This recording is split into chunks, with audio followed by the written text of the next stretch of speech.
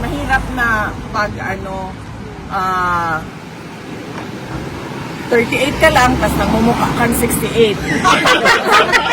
kaya, siya kapag Guilty mabutaan na yun. pag nagkakaroon. Ma'am, wala akong pinapatama. Kasi meron tayong kilala na 68 pa lang, pero mukha ng bangkay. Kailan yan? Kailan yun? So, wala naman nagbago sa akin pang simula noong 2022. In fact, before 2022. Pareho lang yun. Yun lang na meron na akong awareness ngayon sa aging ng mukha. Kaya meron ng mga Sunblock, ma'am. oo, meron ng mga yung sinusulat ng dermatologist na skincare. Okay. VP, meron bang gustong ipahatid si former president sa mga Pilipino, ma'am? Na alam niyo naman talaga, ma'am, we have been doing this for more than a year, but strong and steady pa din. In fact, ma'am, on Wednesday, we actually have a gathering prepared to echo the voice of Filipinos from all over the world. Yes, oo. Meron tayong rally sa Wednesday, July 29 sa harap ng ICC. And this is a Free Duterte Now rally. And we will talk about the injustice that was done to President Rodrigo Duterte. Pinaalam ko ito kay President Duterte at sinabi ko sa kanya na I do not think this will help your case since from previous rallies napapansin namin na kinukuha ng ICC yung mga sinasabi natin at ginagawa nilang basihan sa kanilang mga desisyon. And then he said na bakit pa kayo mag-rally? What for? Sabi ko, para lang malabas namin yung galit namin. At marinig ng buong mundo yung galit ng mga Pilipino sa ginawa sa iyo. And then sabi niya, okay, bahala kayo kung yan ang gusto ninyo. But I warned him that it will not help his case and he said na, okay na. Kung ano yung gusto niyo. And you, ma'am, as our hope, the torchbearer for the light na makikita namin sa 2028, the future President of the Republic of the Philippines. Yes. What's your message to your supporters, ma'am, na talagang lalaban hanggang sa dulo para sa bayan? On that note din, no, I am truly blessed kasi simula nung 2016 hanggang 2019, midterm elections ng presidency ni PRRD. Noong 2022, 2025, pinakita din yon ng mga tao yung kanilang suporta. Hanggang ngayon, nandyan pa rin yung pagtitiwala at suporta ng ating mga kababayan. In fact, hindi lang yung kanilang suporta, hindi lang siya na parang, oh, gusto ko siya, sinusuportahan ko siya.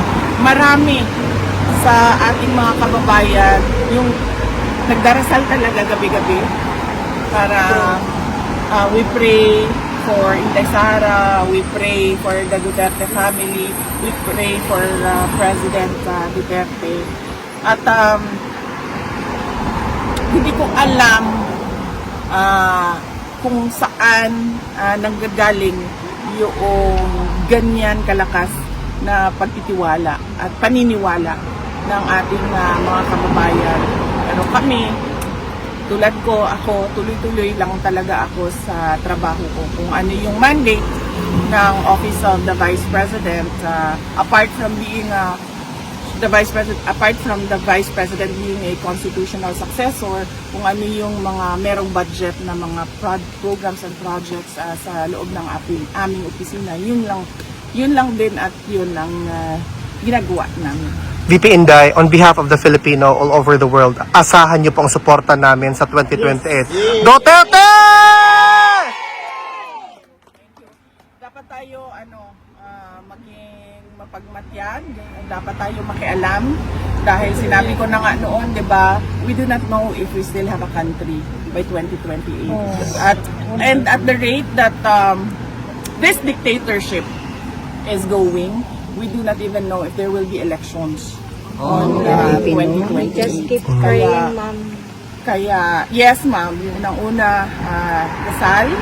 Tapos pangalawa, kailangan talaga tayo makilahok, makialam, pumuna sa ginagawa ng administrasyon. Maraming salamat. Question ka? Ma'am, question. Last year sana po ni PBBM, nabanggit po niya yung mahiya naman kanya. And then according to him, ma'am, he's the one na nag-expose about sa corruption, especially po sa flood control scheme. And then sabi po niya, wala daw pong administrasyon yung mga nakaraan ang may nagawa tungkol dito.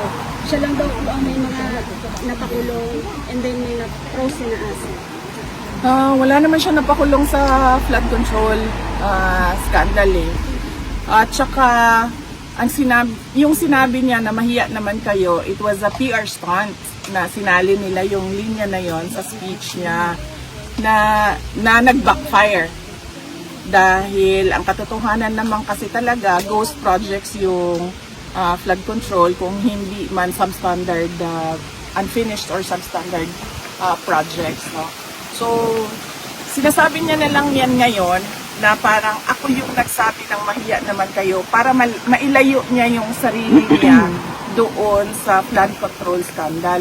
Unfortunately, hindi niya pwedeng gawin na ilayo niya yung sarili niya doon sa korupsyon sa flood control scandal kasi siya yung pumirma ng budget. Yan yung inuulit-ulit ko na it is doon sa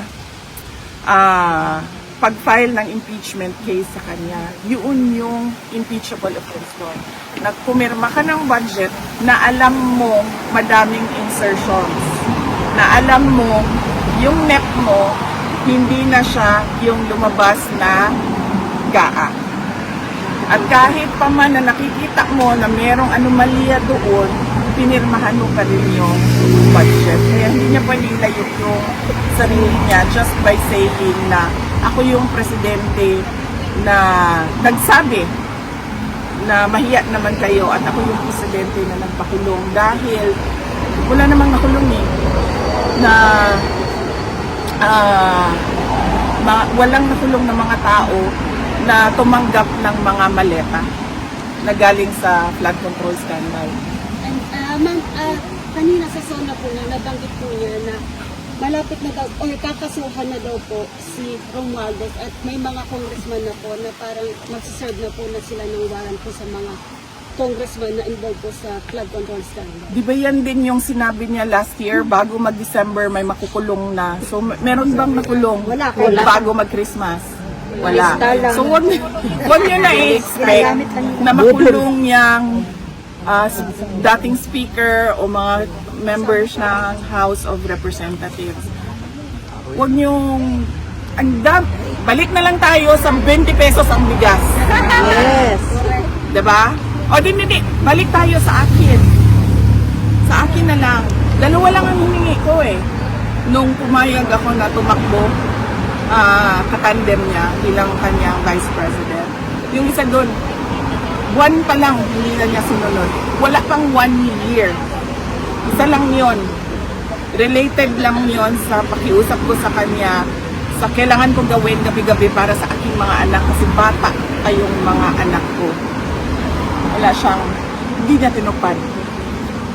Sige, sabihin na natin, no, personal yan eh. Pwede naman hindi to pa rin yan. Eh. Okay, fine. Doon tayo sa 20 ang bigas. Tinupad ba? Hindi. Okay. May makukulong before Christmas. Tinupad ba? Hindi. Wala. So bakit pa kayo naniniwala at nanonood ng suna? Correct. Hindi na tayo VP Inday, VP Inday, maraming salamat po, ma'am.